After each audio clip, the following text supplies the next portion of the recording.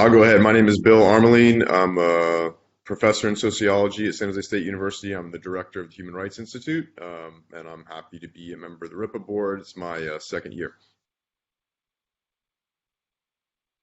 Right on. Good afternoon. Who's next?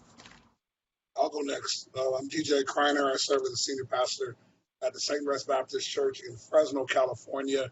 I also serve as the campus pastor of Fresno Pacific University, located here in Fresno. It's my first year. Actually, it's my first meeting, and it's an honor to be a part of this board. Welcome, Pastor. Thank you. Next board member. Good afternoon, everyone. Cha Bang. I am my Deputy Director for AAPI Specific Empowerment Education Fund. Good to see everyone.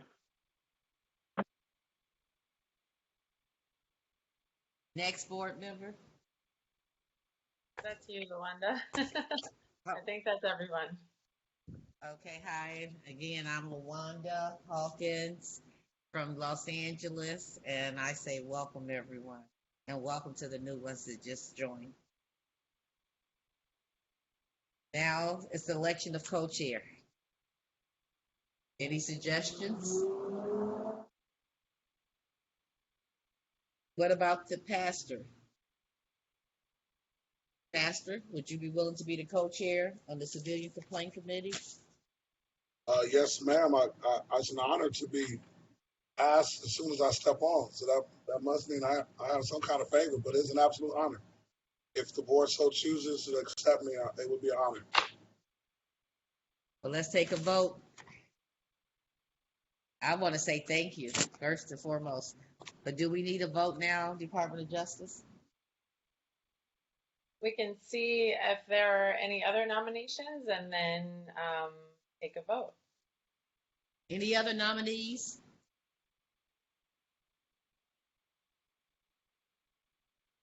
Let's not all rush to put our hands up. I'll move to vote. Okay, so is there, we have to do this by individual vote. So is that's a motion? Is there a second?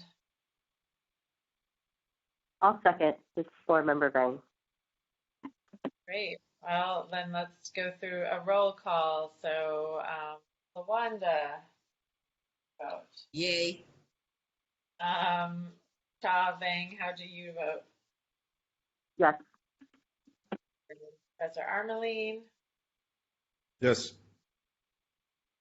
Kreiner.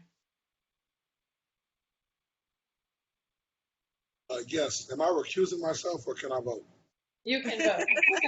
So we appreciate you voting for yourself. Yes. Great. So the vote carries, and Pastor DJ Kreiner is the new subcommittee co-chair. We appreciate it, and we look forward to working with you. Since this is your very first meeting ever, we will help facilitate this meeting and get you up to speed for the next one. But we appreciate taking on this role. It's an honor. This is Nancy Beninati. I just want to say thank you, Pastor Kreiner. I know it's your first meeting, but I know it's not your first rodeo, so we're so happy to have you. Thank you very much. Thank you. Thank you. Now, do we go regarding the approvals of the last meeting, which was in February the 28th, 2022, or do we discuss the letter that we sent in December 2019 to the Assembly member Shirley? Let's discuss that letter as part of our discussion for the report section, because I'm going to review some of the research that's been done, and we have some case updates too, so we can review those as part of the DOJ update and then the subcommittee's discussion for the work for the report. Thank you. Has the board Have my fellow board members had a chance to look at the February the 28th minutes?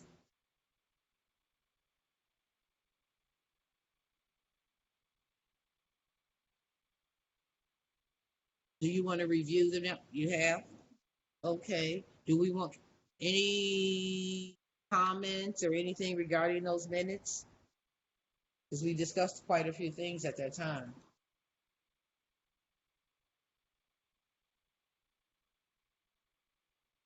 Are we ready to vote on it? I know the co-chair may not be able to. Oh, yes, he is. Okay. Can we vote now or do we have to wait? You So can vote. We need a motion I'll and move to pass the minutes. I'll second. great. So then we just need a quick vote of does everybody approve of the minutes? So please say aye. Aye. Board Member Lawanda, aye. Aye. Aye. Great.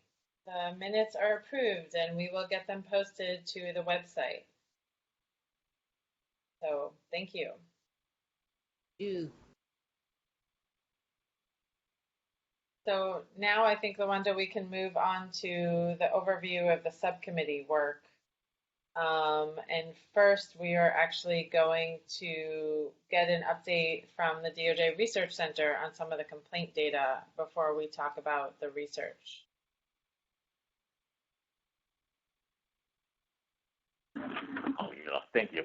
Hi, everyone. Hopefully, you're able to hear me all right. I'm Kevin from the Department of Justice Research Center.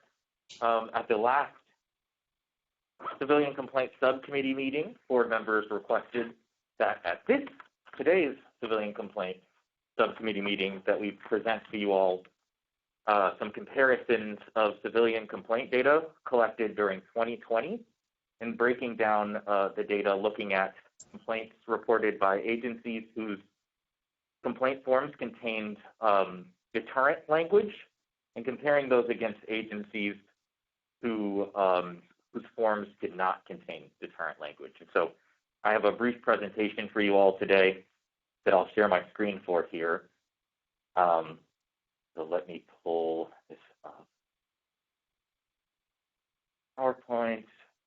Oh, okay, I can't see it. Hold on a second. Sorry. Okay,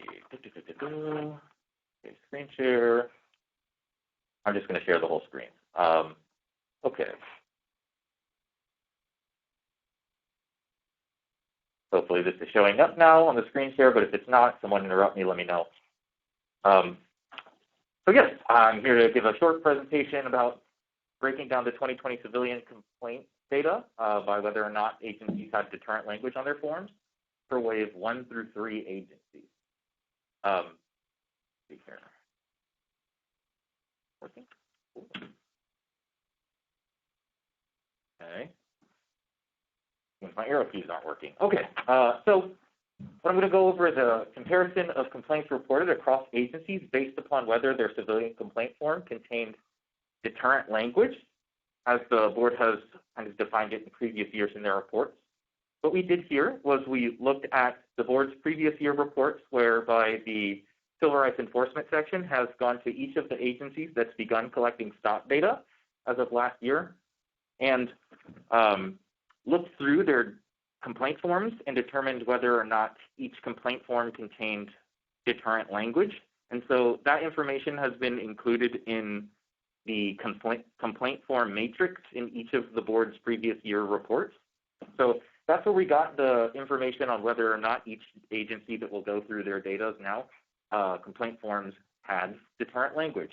So what we'll be breaking down and looking at here is also the total complaints reported by each of the agencies, that 1 through 3 agencies, and then will also be, because 1 through 3 agencies vary in their size greatly between the largest agencies in Wave 1 and some of the agencies in Wave 3.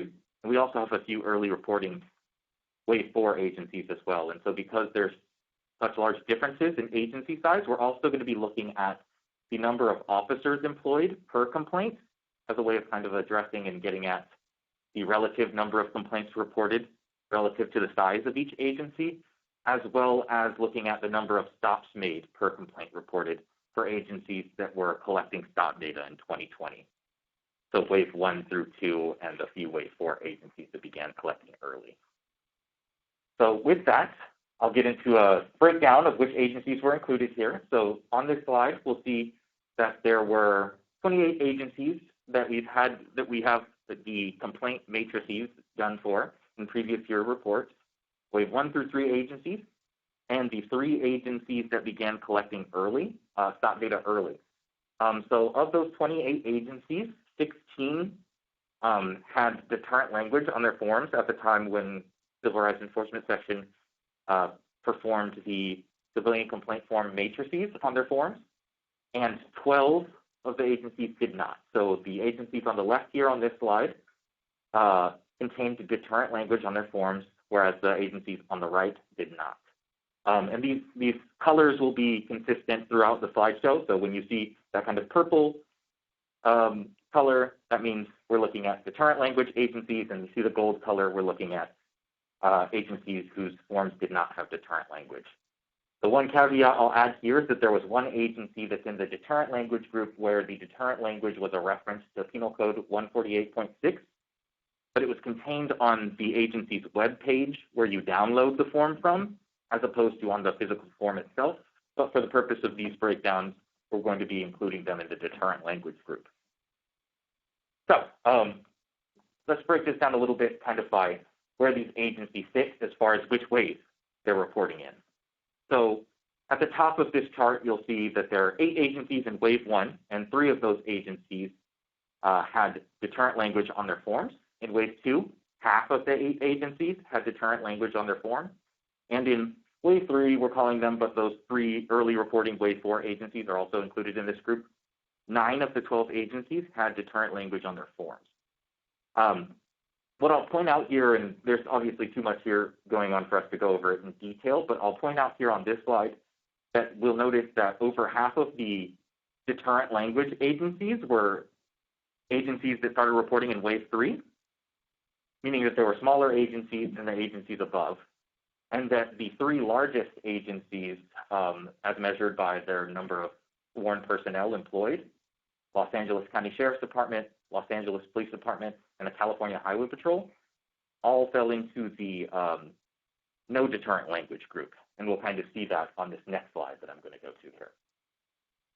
So this is breaking down in aggregate some of the counts and distributions of the kind of measures that we'll be looking at in this presentation.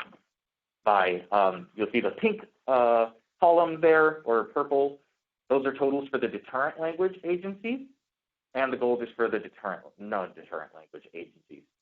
And what we see here, as far as the first row there, for total complaints reported by waves 1 through 3 agencies in 2020, we had 19% of those complaints going to agencies that had deterrent language on their form.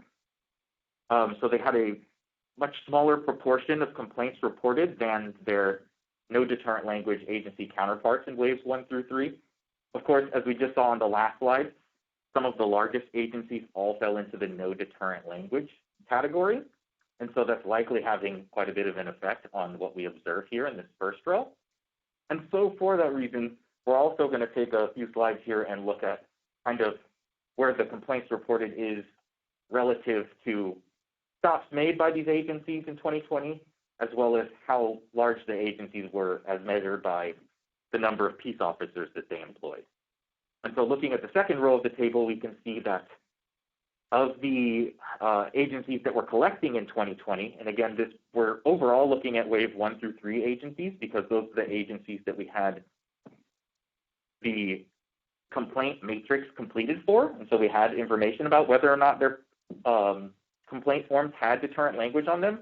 However, wave 3 agencies weren't collecting stop data yet in 2020. And so when we're looking at the second row of data, what we're really talking about is waves 1 and 2 with those 3 agencies that began collecting stop data early as well. So of those agencies, 11% of the stops were made by agencies whose complaint forms contained deterrent language. whereas 89% were made by the other agencies. And finally, when we look at the number of sworn personnel employed by way of 1 through 3 agencies, 34% of the sworn personnel were employed by agencies with deterrent language. So these next couple slides will look at complaints reported relative to the number of sworn personnel employed by agencies as well as the number of stops made by agencies. But as we can see on this slide here, what we're taking away initially is that deterrent language agencies reported fewer complaints than agencies who had no deterrent language on their forms when we look at these groups in aggregate. So going on to the next slide here, what we'll look at is sworn personnel employed per complaint. And so what we'll see down here on this graphic is that deterrent language agencies tend, as a group in aggregate, employed 12 sworn personnel for every complaint reported, whereas agencies without deterrent language on their forms employed 5 personnel for every complaint reported. And so what we're seeing here is that relative to the number of sworn personnel that agencies with deterrent language on their form employed, they received or reported fewer complaints than agencies that did not have deterrent language on their form. Or another way of saying it is there were more complaints per officer for, fewer complaints per officer for agencies with deterrent language on their forms. So this next slide just shows, so in aggregate, right, 12, 5 average. This next slide just has the breakdown of the specific numbers for each agency. The main thing to pull away from here is that we have 28 agencies in this comparison here that were included. And in this next one, we'll see that there are going to be fewer because we're going to be looking at comparing numbers of stops, and less agencies were collecting stop data in 2020 than we had sworn personnel data for.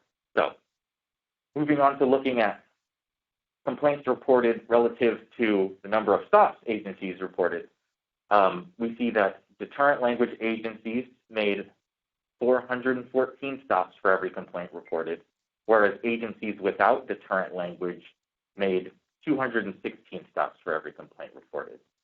So we see here that relative to the number of stops that these agencies made, deterrent language agencies tended to have fewer complaints reported. Or stated differently, the complaints per stop rate would be lower for deterrent language agencies than it would be for agencies without deterrent language on their forms. So looking at this broken down by agencies, right, this is just a snapshot, but as you can see here, there's far fewer agencies in this comparison because when we're looking at stops for 2020, we're not looking at Wave 3 agencies because they didn't begin collecting until 2021. And so another thing worth mentioning here is that stops are reportable during, or stop data is reportable during encounters where there's a detention or there's a consensual encounter that results in a search. Complaints are relevant for those sorts of interactions, but they can also be reported for consensual encounters that don't result in searches, and they can also be reported for interactions that occur within a custodial setting, such as in jails. So the universe of contexts in which people may decide to file complaints against peace officers is wider than the universe of when peace officers are required to report stop data. So that's just something that we should keep in mind when looking at this sort of comparison, is that they're not necessarily 100% overlap in when these data are being reported. Before I kind of summarize the findings here, I just would want to briefly mention some of the limitations that we put in the Civilian Complaints Against Peace Officer data section of the board's report each year, or CCAPO data as it's called on Open Justice. So the Civilian Complaints Against Peace Officer data don't capture some factors that may affect complaint counts. Some examples of these types of factors are how an agency defines what constitutes a complaint, right? This is something that the subcommittee has talked about. There's no standardized definition of what constitutes a complaint for agencies to go off of, and therefore different agencies may be capturing data on different types of complaints. Another factor is the accessibility of the complaint process. This is something that the subcommittee has talked about a lot, increasing accessibility to the complaint process across locales, so they're not necessarily the same no matter where you reside in the state. Complaint investigation policies and procedures may vary by agency, as well as the investigatory unit staffing for the unit that's responsible for looking into and investigating civilian complaints against peace officers. And so this isn't an exhaustive list of those factors, but this is just to get everyone thinking about there are some other things that aren't measured within the civilian complaints against peace officer data, which is largely just a data set that contains a row per agency and then counts, just aggregate counts of how many complaints were reported, et cetera. So just wanted to put that out there. I know we discussed that a little bit at the last subcommittee meeting when this idea was proposed, but I wanted to reinforce that, make that fresh on everyone's mind. And so going into a summary of what we're finding here is that when aggregated, the deterrent language group of agencies reported fewer complaints in 2020 than agencies without deterrent language. The deterrent language group of agencies employed more officers per complaint reported than agencies without deterrent language. So relative to their number of officers they employed, they had lower numbers of complaints reported. And then finally, that the deterrent language group of agencies made more stops per complaint than agencies without deterrent language. So relative to the number of stops those agencies made that were collecting stop data in 2020, they had fewer complaints reported. So taking that into account. So this kind of concludes what we've kind of brought up for discussion during this subcommittee meeting. Hopefully this answers some of the questions that the board was hoping to get at by requesting these data be presented, but I'll be around during the discussion portion later if people have any questions or want to add anything or get any clarifications here. So I'll stop sharing my screen now and maybe turn it back over to Cress or co-chairs for the next portion of the agenda. Thank you. Kevin, maybe it makes sense to take any questions or comments now before we move on, since the next topic is sort of aligns with this, but is not about the data. So maybe we can have a little bit of a discussion or questions now first. Okay, yeah. Any questions, board members?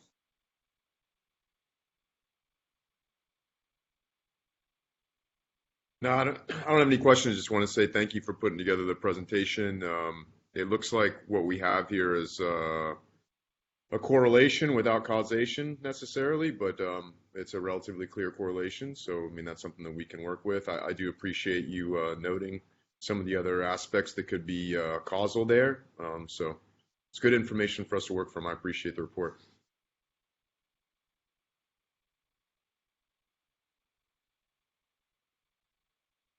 Oh, and I just want to note, we did actually get a question in the chat, and since no one else is asking questions, maybe we can just raise it quickly. Janine asks, are you tracking complaints against CBP agents at the San Diego border as well for any of this data?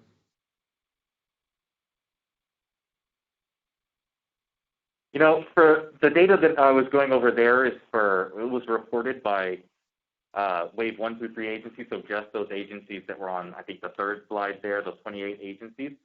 Civilian complaints against peace officers data is a much broader data set than we were looking at here.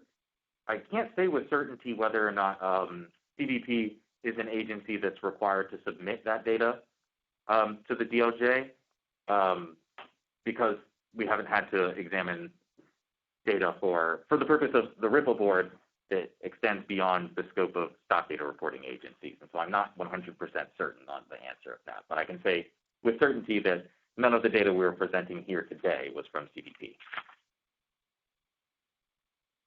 Sorry, I don't have a more specific answer than that. No, it's okay. I just wanted to voice the question. I appreciate it.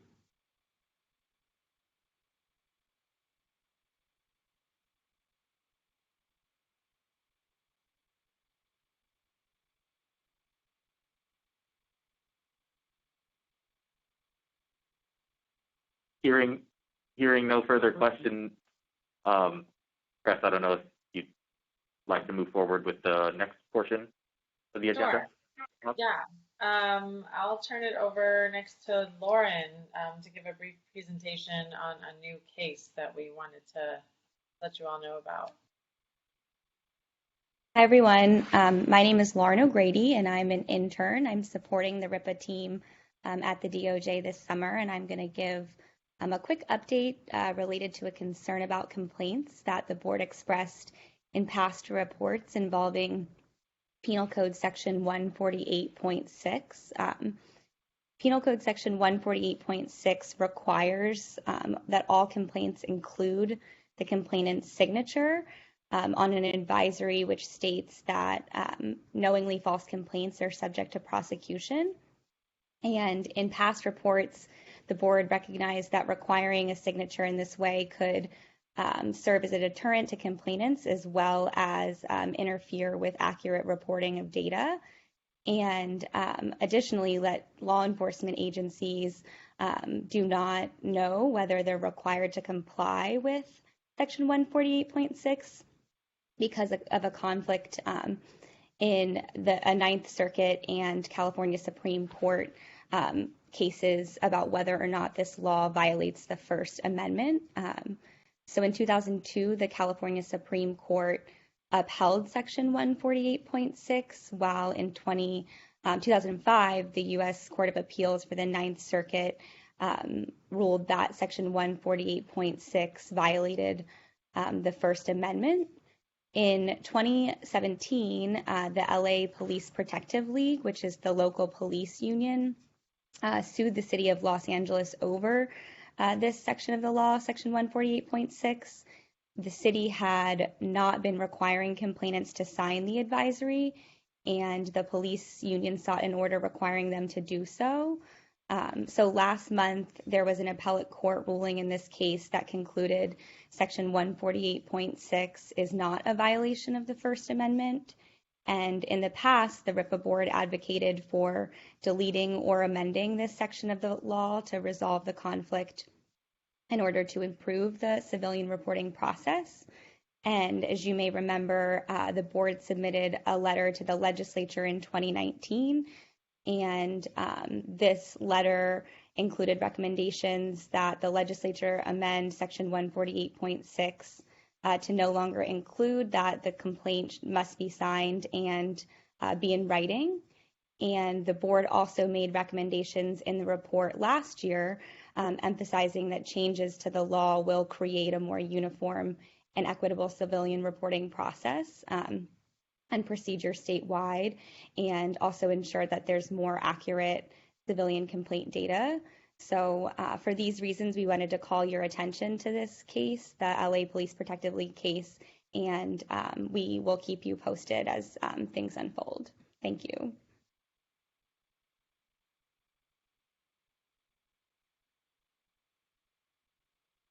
Thank you, Lauren. Does anyone have any questions about that case? So obviously the case, is a concern since an appellate court has now, ruled that 148.6 is permissible in terms of what it requires for complainants. So that could, continue to serve as a potential deterrent to complainants, and so we just wanted to bring that to the board's attention. And that can be one of the things that gets discussed in the report for this year, and the board can decide, later in the year if there is particular action that you all wish to take, or recommendations that you all wish to make in light of that case, plus some of the other research that I'm about to present. But before then, I just wanted to make sure, see if there's any questions from any of you right now. Okay. Hearing none. Sorry. Oh. One question. Not a question. Sorry, yeah, a question. But not the question on the case, but are we going to have a longer conversation about a response from our assembly, a legislative letter? You know, I think also recognizing that this was addressed to then Assemblymember Weber, and if there's been a response since then. So we have not heard of any legislative response as of now. You know, obviously, that was addressed to the legislature back in 2019, and they did not at the end of 2019, and there was no action taken by the legislature on that last year or the year prior. And so if the board, you know, does wish to make another recommendation or, you know, potentially write another letter, you know, that's something that the subcommittee can consider.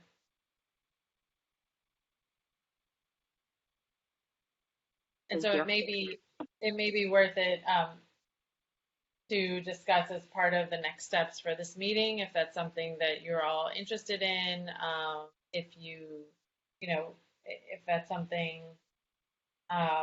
you know, you'd like to, basically, if the subcommittee was interested in writing another letter, we could draft that letter and present it at the next subcommittee meeting that you all could vote on, and then it would have to go to the full board before it goes out to the legislature.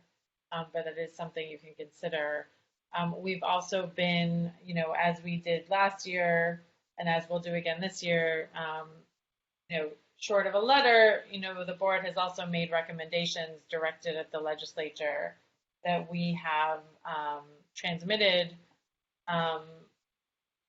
to members of the legislature. And so the board can also consider doing that in this year's report, you know, having a strong recommendation and having us, you know, make sure that the recommendations of the board and the subcommittee get transmitted.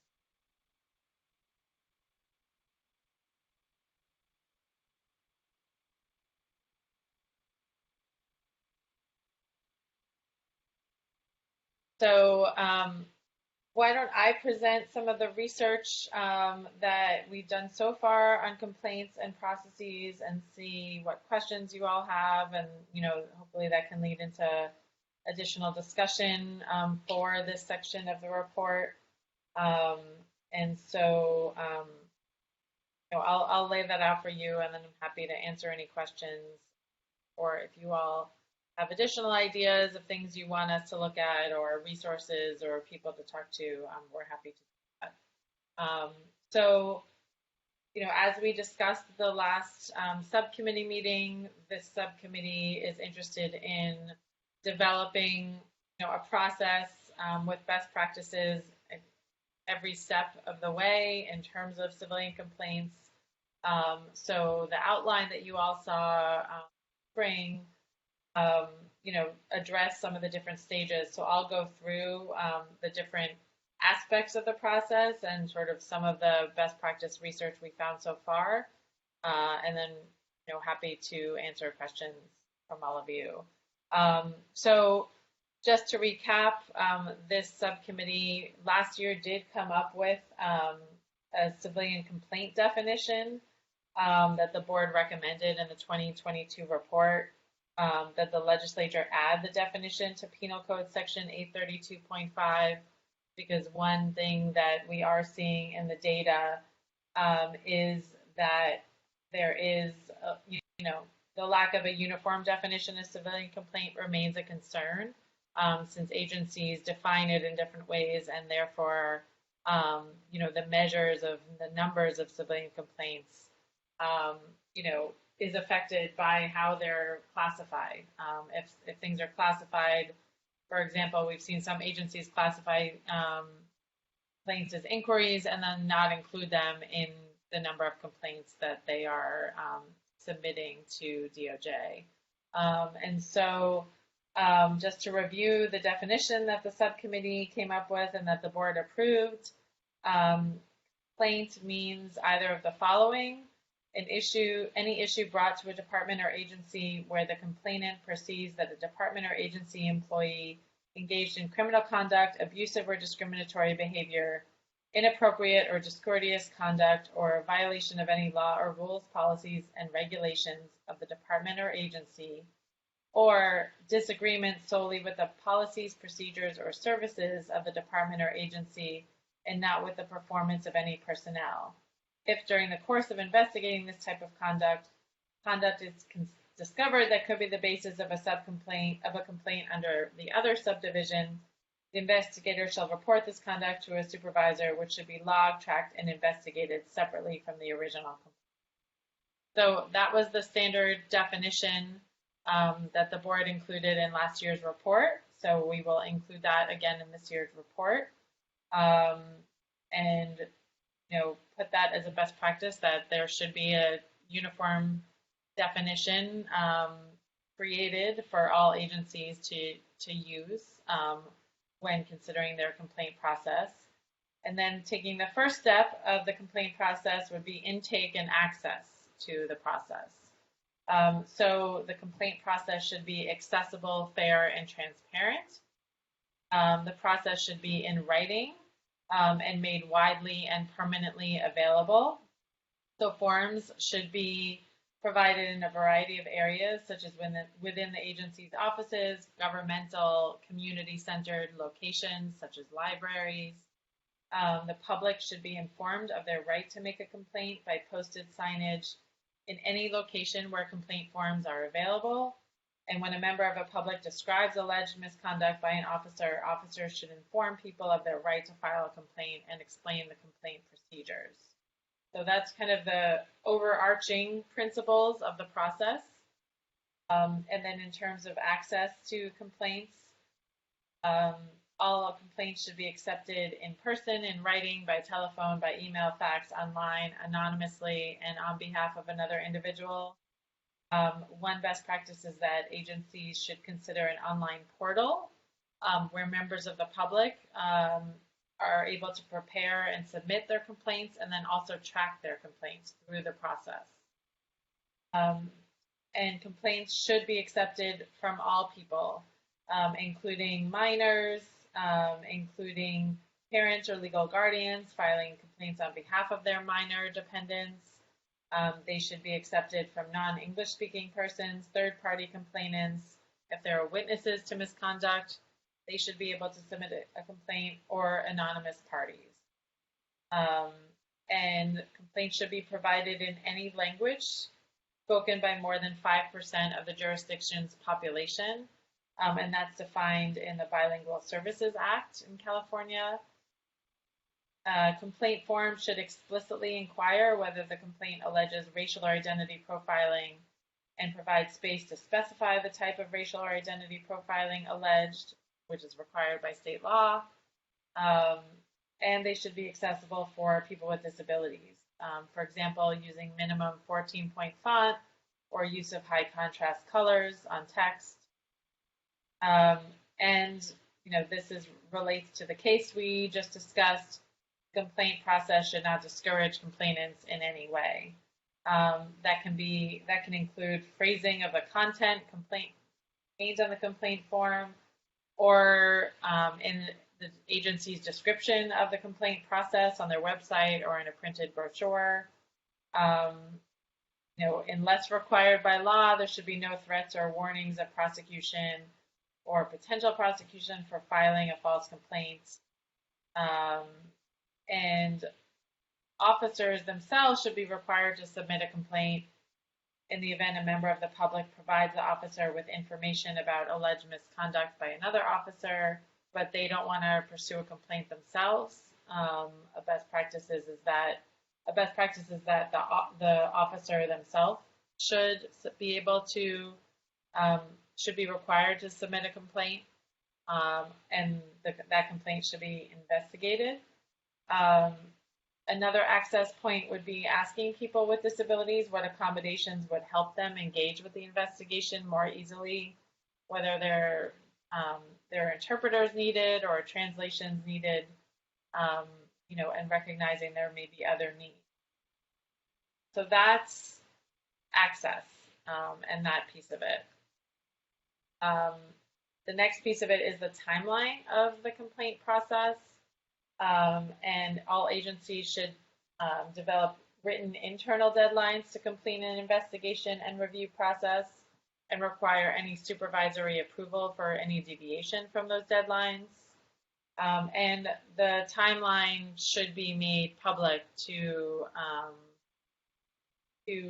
give transparency to community members who wish to file complaints so that they also understand what the process will be like.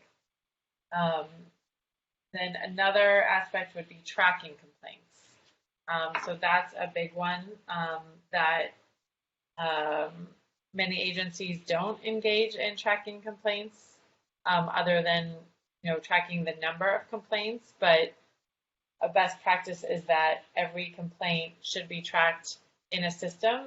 Agencies should assign a tracking number and log every complaint in a system. And agencies should compile and periodically publicly produce aggregate data about the number of complaints received. They obviously submit that data annually to DOJ, but they can also publish it on their own website and publish it in any other place that they have data that's accessible to the public. Agencies should use a uniform system for accepting, documenting, investigating, and reporting complaints. And that allows agencies to get on the same, everyone at the agency to get on the same page about all of the data that they are reporting, ensure that it's accurate, and improve their ability to respond to any problems identified by the community they are serving. Where feasible, agencies should have an automated tracking system that would be capable of capturing in separate data fields the information that's important for the case tracking, and this tracking system should also alert those responsible for management of the complaint process when deadlines are about to expire or will have expired.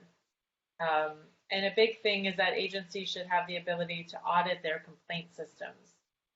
So they should, they can account for complaints received by various means, whether, making sure there are no unconnected different databases where different complaints are logged. It should be one system, uniform way of reporting all the complaints, uniform way of tracking all the complaints.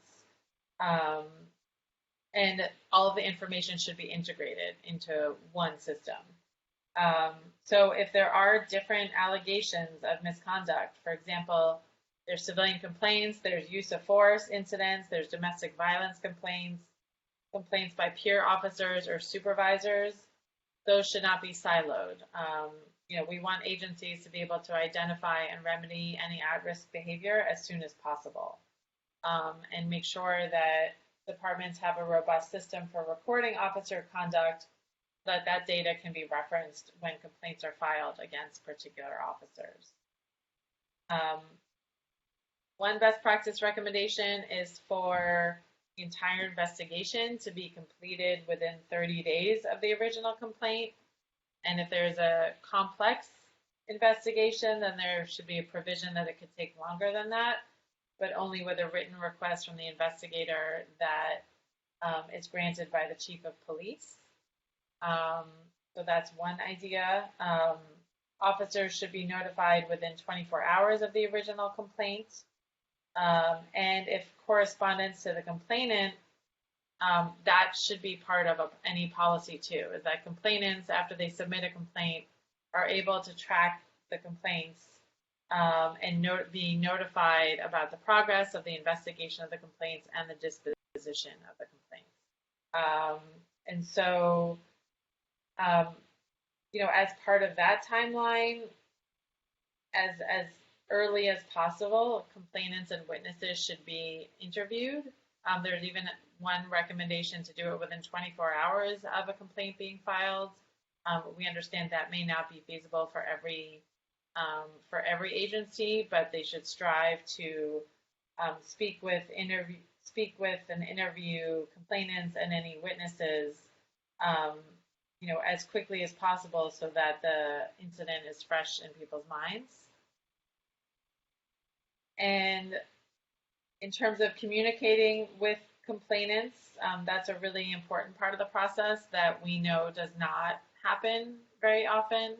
I know we know the subcommittee has talked a lot about how someone files a civilian complaint and then they don't hear anything at all about that complaint until the final disposition. And so there's a best practice that the complainants should be, first contacted when the complaint is made to confirm that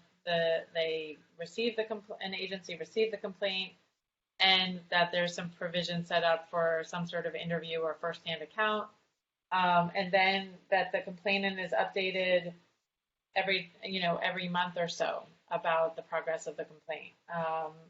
This was noted to be important because complainants already often low trust in law enforcement, and may anticipate, or be concerned about contacting the police. And so it's important to make sure that all complainants are essentially updated about the process as often as possible. And then agencies should also establish a protocol and policy for this engagement with complainants, and make sure that policy is transparent to the members of the public. It was also noted that complainants with low levels of trust in the police may prefer to communicate through a mediator or an advocate, or communicate over the phone instead of having to go to a police station. So it's important to offer these options to increase access to the complaint process. Surveys of complainant satisfaction can be helpful to promote the quality of investigations, or some sort of debriefing sessions with complainants. And upon submission of a complaint, a best practice is that complainants should be provided with written acknowledgement of their complaint, a tracking number, the identity of the investigator, and contact information or other information to be able to track the progress of their complaint. An opportunity to review their complaint and or statements for accuracy. They should have a clear understanding of the standards for review and the disposition categories, and they should understand the timeline. Should be notified if there are any delays, any delays in the investigation process. An agency should use letter notifications for each phase of the investigation. And then in terms of, the investigation itself, obviously all complaints should be investigated, and the department or agency should not terminate an investigation. Even if a complainant withdraws their complaint, the complaints should still be investigated. And there are scholars who believe the only way to maintain public confidence in the integrity of police departments is to have independent review of complaints. That's not settled, but and there's different research views on that, but that's something we can continue to look at. They do want to make sure there's no outside influence on the review of complaints, and no, inappropriate relationships in terms of who's doing the reviewing of the different complaints. And anyone who is reviewing the complaint should be familiar, even if it's an outside investigator or oversight body. They should be careful not to become, they should be careful to maintain impartiality, and also be familiar with the agency's training procedures, so they have a good understanding of how the complaint fits into those. And any inquiry about complaints should look at the broader picture of officer complaints and history, patterns of behavior. They should speak. Investigators should speak with the officer and interview them about the assessments they made, why they took the actions they did, and what, if any, assumptions they made. And investigators may also want to consider community events and other relationships between police and the community that may impact you know, that can evaluate the possibility of bias or racial identity profiling within the complaints. And there should be periodic independent audits of the civilian complaint review process. It's even some organizations even send individuals posing as complainants to actually test the process. And some complaint forms also ask whether any attempt to intimidate the complainant has been made. One important note that we've also seen play out in practice is that the number of complaints is not a reliable indicator of the effectiveness of the complaints process. Sometimes the number of complaints may reflect public confidence in investigation procedures, and declines in complaints could reflect less police misconduct or a deterioration in public confidence. So internal audits and oversight of the process and the agency's response to the process can help agencies and the public understand how the systems are working. And, you know, there is a best practice recommendation to collect and analyze trends in the civilian complaint data too, as you know, we're trying to do in the aggregate at DOJ, but agencies should also be conducting their own analyses or get help in conducting those analyses to look at trends. Even for complaint disposition, you know, we've defined the in the report dispositions of sustained, exonerated, non-sustained, unfounded, and pending. There's an important note from the research that even if the investigation doesn't result in a favorable outcome for the complainant, it's important for agencies to make the complainant feel respected and heard, to try to maintain positive police-community relations. And it's also been found that independent bodies in charge of civilian complaints are most effective if they have power both to conduct investigations, but also to direct police management or training or something else that's needed that's coming out of the complaints. One note is that if complaints only result in reprimands or cautions, they may be less effective at deterring misconduct. So there are suggestions that some of the issues that are brought up by complaints, you know, be framed as points for training and rewarding officers for positive behavior rather than being seen as purely disciplinary. You know, and especially important for any systems that are looking at evaluating complaints and, you know, evaluating what's happening with officers. It's important really for supervisors to be knowledgeable about the systems and help educate the lower level officers to understand the data captured in the system, how the data is used, and what their responsibilities are. So overall, you know, thinking about consequences, whether, you know, some agencies use early intervention systems, some agencies may have other systems that trigger action based on civilian complaints. It is found that, you know, interventions is a better way to refer to things rather than warnings, because again, they want officers to view these systems as something meant to help them and not punish them unless, you know, truly warranted. And supervisors, you know, should be encouraged to flag at-risk behavior before it gets to the point of needing disciplinary action, and be able to intervene to address that behavior and then monitor to ensure that there is long-term positive change. Identifying, you know, any performance problems and intervening early can result in fewer problematic incidents in the field and a lot of time saved that might have been otherwise investigating complaints. So those are overall the different aspects and some of the research on best practices that's been done so far. There's more to do, but we'd love to hear your thoughts and feedback, you know, especially on also just looking at access, looking at investigation, looking at timeline, communication, you know, some of these overarching and disposition, and thinking about this section, and what you all would be interested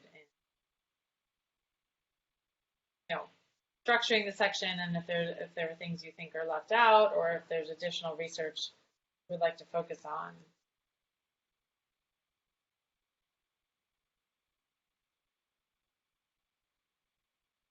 Any comments, board members?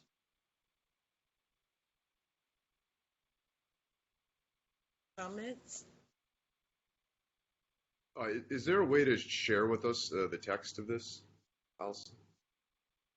There will be. It's not yet ready, but we will have the text of it.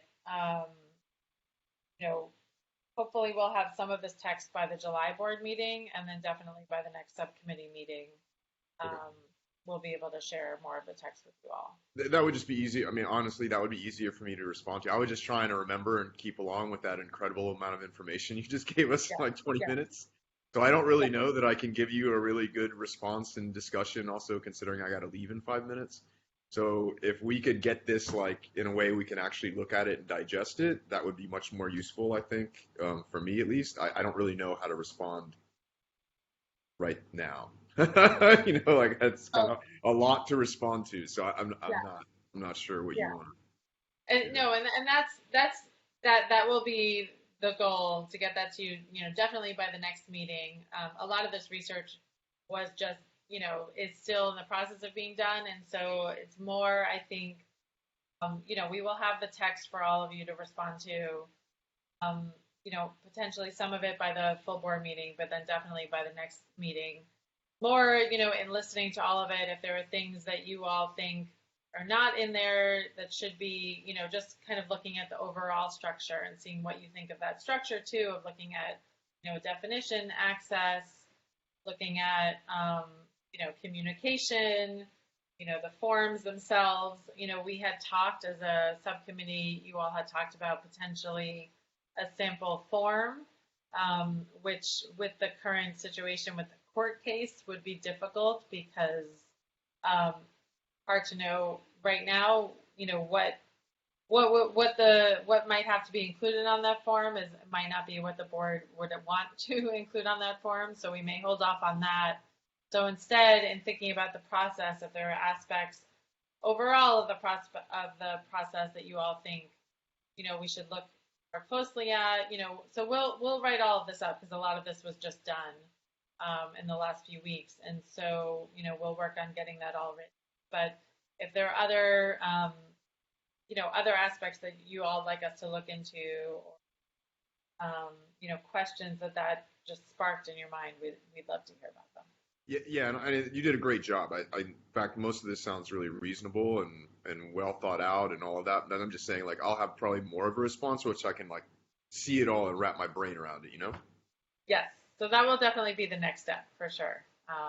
We will get that going for all of you, so you can actually have the written product. But hey, that's just me. My other esteemed board members might have more thoughts. It's just I'm a professor nerd, right? So I want to read it. I want to look at it. That's just me. So understood, definitely. And board member LaWanda, I'm with you. It helps when you have a visual. You can circle things, highlight. Yeah, this is important. Yeah, this needs to be. Yeah. Excellent presentation, though. Excellent. Yes, we know it's a lot of information. So really, we'll work on writing that up and continuing the research. I think the other thing is, if you've all, we're looking at different agencies and their processes and thinking about policy, as well, to kind of lay all of this out. So if you all know of agencies that are doing this well, please let us know, because we can include them in the research. And if you all know of other, if you've seen any other reports or research on this topic, some of these best practices are actually from a report that came out of the UK and not the US, but are applicable to, what we're all looking at here. So if you all, are aware of other reports or research or resources, please let us know that too. And if you don't think of them today, but you email us and you say, oh, this is a great agency I just came across, free to take that sort of information.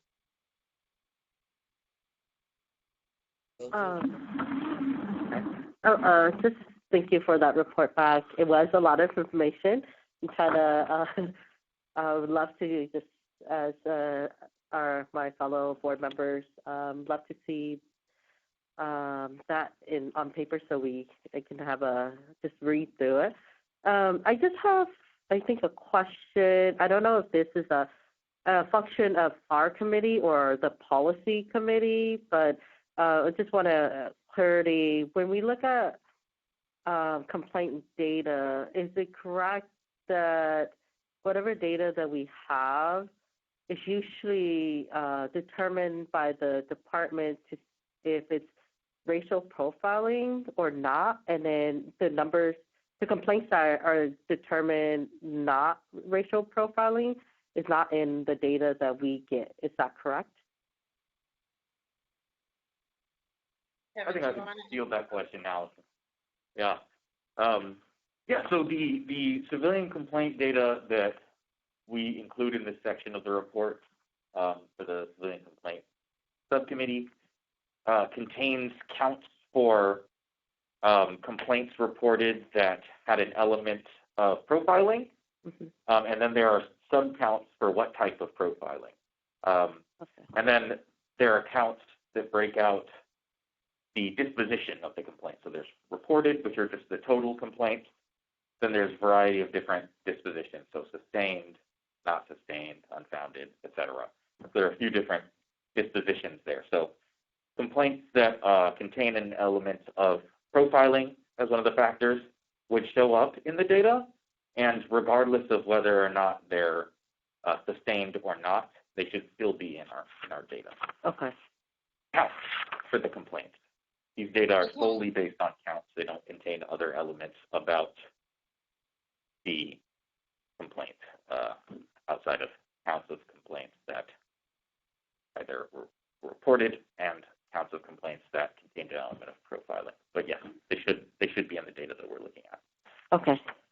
I asked that question because I remember in our last board meeting we talked about how the sorting of like what the data looks like in terms of, I think board member Hawkins has suggested like what about the civilian complaints going to the review board rather than reviewing it internally through a department. I don't know, like I'm trying to formulate a question, but I'm just like everything.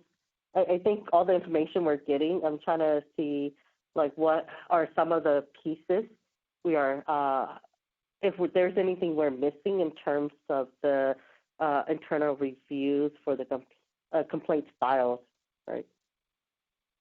I don't know if that helps you.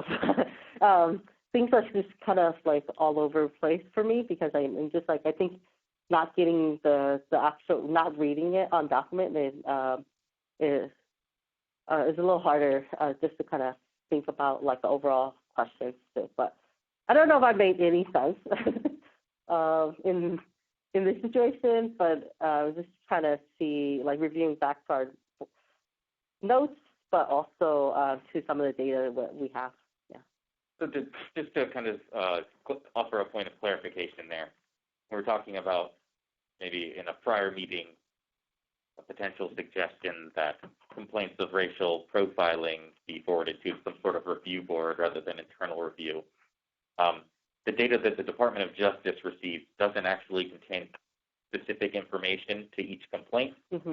They're solely counts of the numbers of complaints. And so they don't contain any specific information about the scenarios during which the complaints arose out of or anything like that. So if that just helps people listening in on kind of wrapping their mind around what the data actually look like that we're examining and putting in the report, they're very high level aggregate counts rather than specific complaint level data.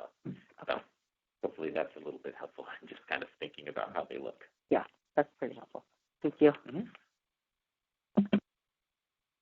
And we, it's sort of an overlapping area for both complaints and policies in terms of thinking about accountability and thinking about, having internal review versus external review. So it's certainly something we are researching and exploring.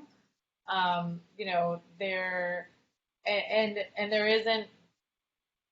So I think regardless, it is important for agencies to have internal audit processes of their complaints and, you know, make sure the investigations are running, you know, as they should and on the timeline that they've established. But also if there is, you know, external review, making sure that there's, you know, I think what's been found most effective is when the external reviewers have authority and it's not just, sorry, there's a helicopter going overhead, which is loud. So making sure there's some sort of, you know, connection with the external review and being able to actually do something about what they're finding and not just, you know, have subpoena power and so on. And also be able to influence like what's happening in training, what's happening in the practices and procedures of the agency.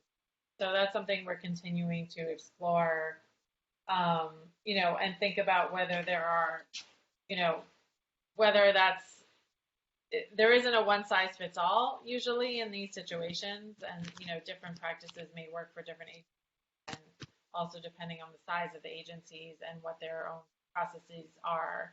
And so what we're trying to do is develop best practices that will apply to all agencies, but then perhaps, you know, we can develop some principles that would apply if an agency is using an external, you know, some sort of external oversight versus internal oversight. Because I think, you know, there will be best practices and principles that are applicable to both, and then some that are, you know, depending on what format the agency has. And I don't think, you know, it's the research has determined yet which one, you know, if there's a definitive best practice. So again, it may depend, and that may be something we can, you know, figure out how to do, is kind of develop principles that are applicable to both overall, you know, any sort of complaint process, and then if there is some sort of external oversight, what would be best practices, you know, particularly. Hopefully that's helpful and in line with what you're thinking, board member May. So do we need to vote to receive any of these reports, or is there any action around these, or no? No, you know, our next step will be continuing to conduct this research and then write it all up for you all to review and then give further feedback on it. Thank you for that. And again, I appreciate all of the information. It's a ton of hard work on your guys' part. I really appreciate it. I do have to run, unfortunately, for a 2:30 meeting here on campus, but I just wanted to make sure that I wasn't messing us up for any kind of needed votes or actions or anything. I didn't want to leave everybody hanging, if you know what I mean. No, we appreciate that. No, we're okay. And you know, we'll get you all this write up when we, you know, as soon as we can, and then, you know, welcome your feedback. But if you do come up with things in the meantime, you know, we'll open the meeting up for public comment. But if you have anything that, you know, jogged in your memory, you know, please feel free to send us an email. Of course, and like I said, once I get a chance, and I think like other board members, once we get a chance to read through it too, I'm sure more will come to mind, and I'm hoping I can maybe help out with adding to some of the research like you suggested too. Maybe I can throw some more resources our way. But I really appreciate the time, and I apologize for having to run. No disrespect to our public comment either, fam. Thank you. Thank you. Thank you, board member.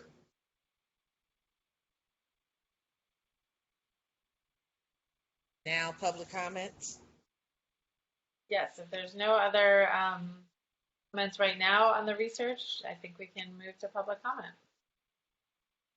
Do we start from Northern California? Any public comment from Northern California?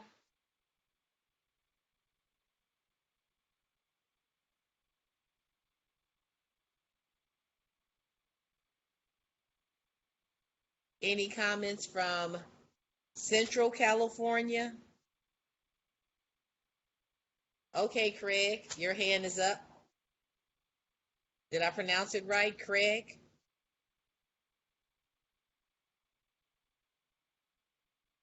You're going to have to unmute yourself, Craig. I can't hear you.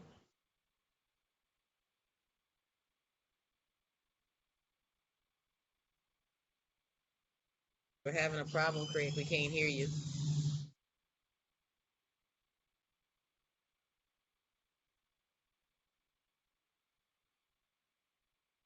Unmuted on our end. So, Craig All, if you can hear us, if you can unmute yourself, we're happy to take your public comment.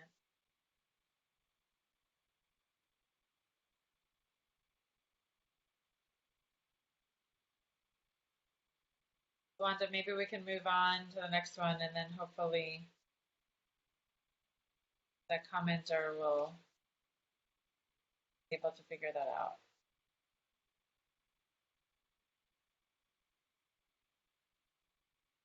Is there any public comment from Central California or Southern California?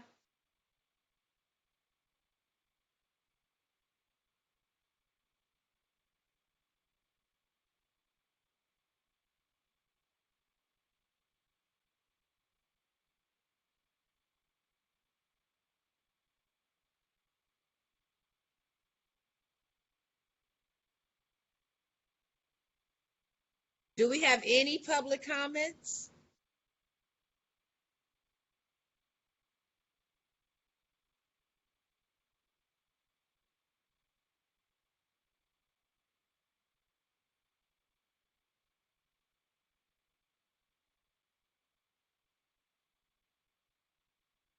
Okay, we have no public comments.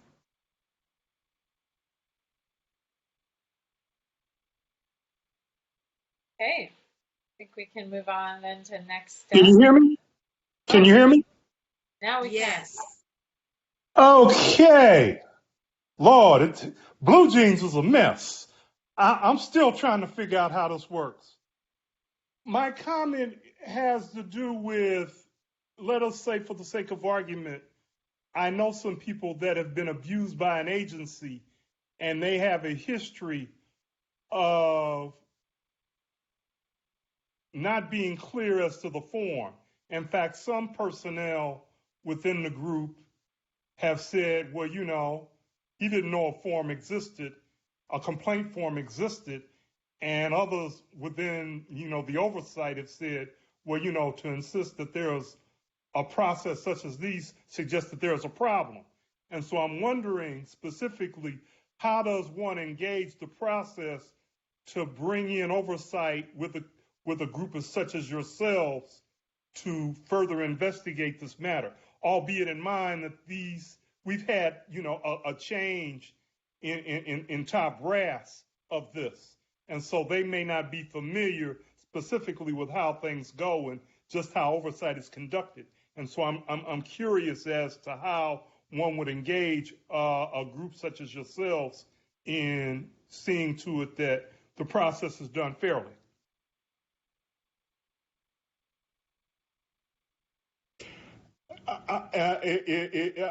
Otherwise, you know, the question, I don't know if you're even available to answer questions, but I'm curious as to information as to how to further that process, because I am new to this. I just got this, you know, today, so I'm unclear as to how all of this works. So if you would hold my hand, I would greatly appreciate that. Thank you. That's all I have to say.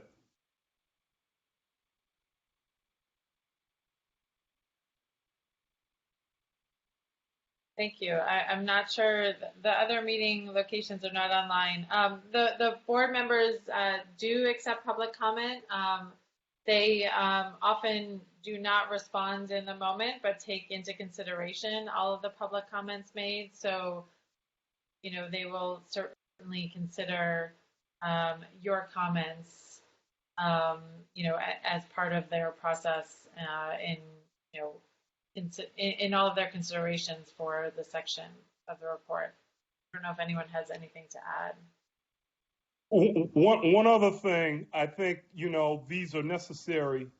And since we're staying in the comments section, I'll keep the comments, because not enough of these, I think, you know, go on, at least of all to the general populace.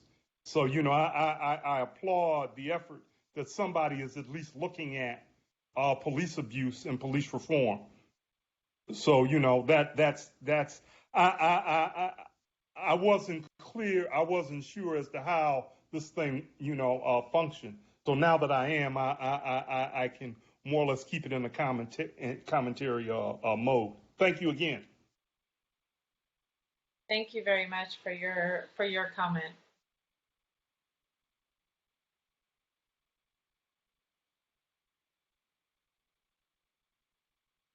Any Are there more any- comments? Any more public comments?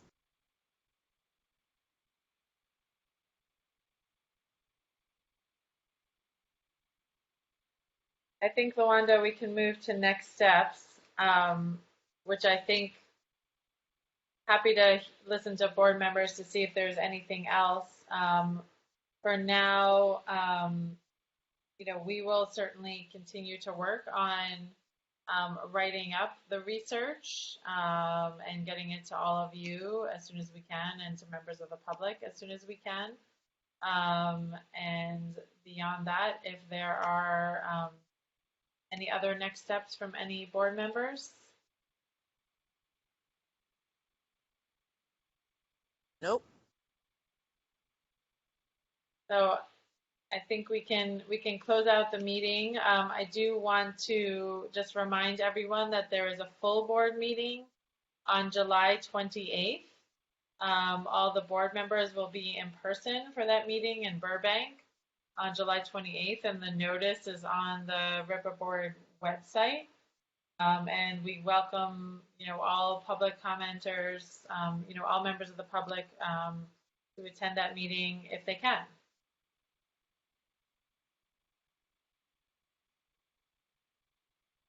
Thank you, everyone. I think we can close out the meeting, Luanda. Thank you, and goodbye, everyone. Till we meet again. Bye. Bye, everyone. Thank you.